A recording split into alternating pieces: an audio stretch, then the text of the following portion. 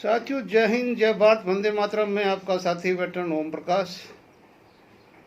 दोस्तों, पे कमीशन का अभी बहुत ही तीव्र गति से काम चल रहा है, बहुत ही फास्ट। और उसके अंदर आपने देहरादून की मीटिंगें देखी और अभी आज तीसरा दिन है जिसमें दिल्ली में हो रही है। और सबसे बड़ी बात जो खबरें हमारे पास सूत्रों से आ रही है कि खुद मैडम पूर्व जो न्यायमूर्ति रंजना देसाई जी ने अपनी NCJCM के अध्यक्ष और उनकी टीम के साथ में काफ़ी देर तक पूरी चर्चा की और उनके सारे पॉइंट 1 बाय 1 सुने और 51 पेज का जो उसका आधार दिया हुआ था वो भी सुना। और सुनने के बाद में तसल्ली के साथ उसके ऊपर मंथन करने के लिए या सोचने के लिए उनको आश्वासन दिया।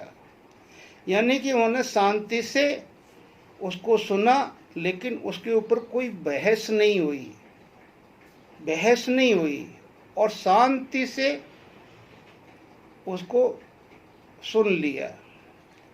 अब यहाँ बात आती है कि पूरे हिंदुस्तान में ये सब कुछ सब संगठनों से शांति से सुना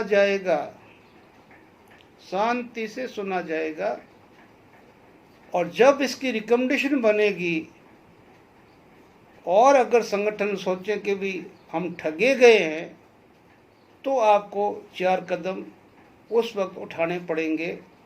आंदोलन के करो, देशव्यापी हड़ताल करो या सरकार को कैसे मनाओ।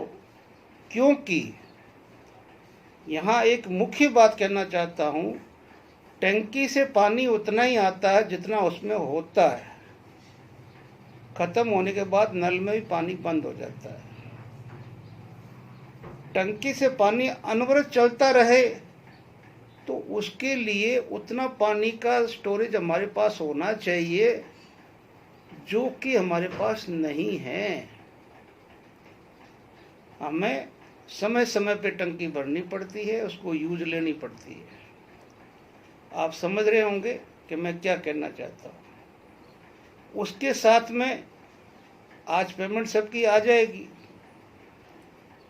और चिल्ला के जो हमारे सभी साथी लोग बोल रहे थे कि भी आज हमारी बढ़ी हुई पेमेंट भी आएगी, मुझे तो नहीं लगता कि आएगी।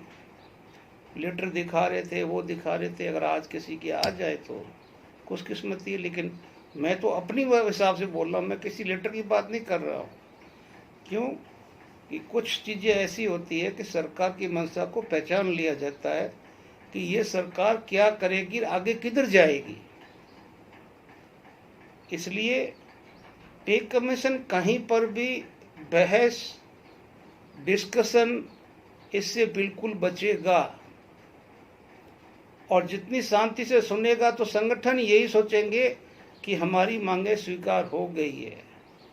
लेकिन जिस दिन रिकमेंडेशन बनेगी जाएगी और रिकमेंडेशन अगर सार्वजनिक नहीं हुई तो और ठगे जाओगे।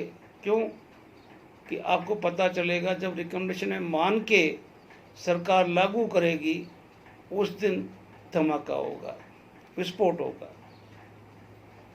और मैं यूँ नहीं कह सकता हूँ, अपने इस आधार पे कि श्री गोपाल मिश्रा जी ने भी ये 4था पे कमीशन वो अटेंड कर रहे हैं और हम भी है जो समझ लो 10 साल के हिसाब से जो 4थे में हम गए थे और 8वें में अभी हम यहाँ पर है, तो हम भी देख रहे हैं।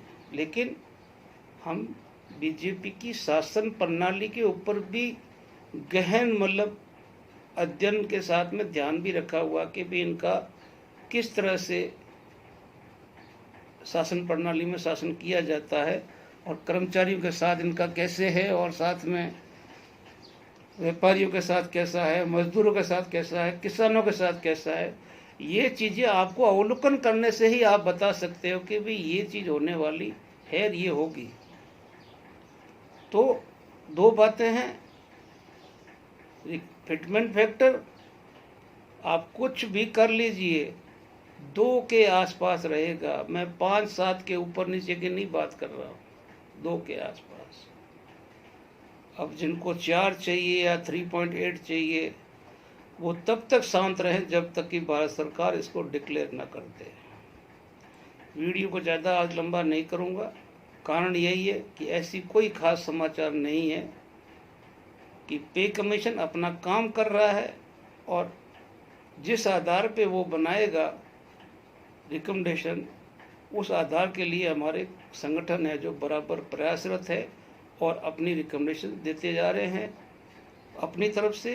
अब पे कमीशन कितना मानता है, सरकार कितना मानती है, ये तो उसी वक्त पता चलेगा जब हमारे पास फाइनली इनका डिस्क्लोजर आएगा कि जब ये अपना पे कमीशन क्लोज करेंगे, रिकमेंडेशन देंगे, तो आपके सामने दूध का दूध और पानी का पानी होगा।